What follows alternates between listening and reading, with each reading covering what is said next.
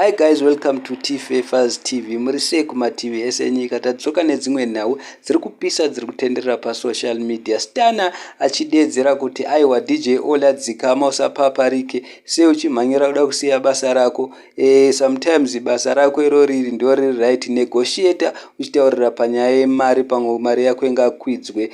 Ndio zvataurwa nani naStana. Stana adedzera kuti sometimes the label is your backbone. Negotiator pamari yako upuwe mari yakawanda. Sometimes wakangofanana nebhebhe riri kupfimbwa nemukadzi ari kupfimbwa ari pamurume ukangoita singly vana vasina basa newe. Ndio zvataurwa nani naStana.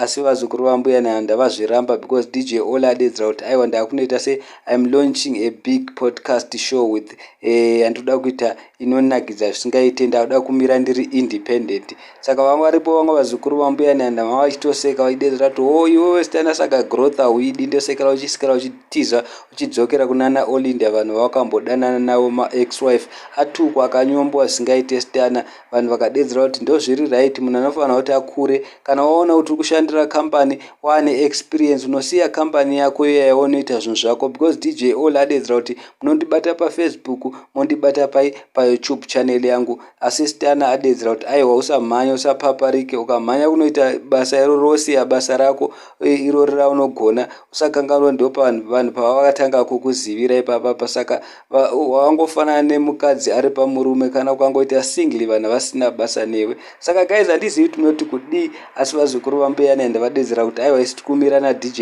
Ollah.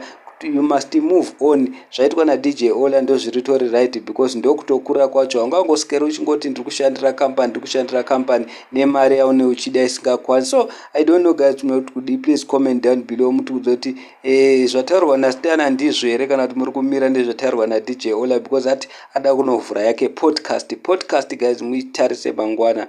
Thank you so much.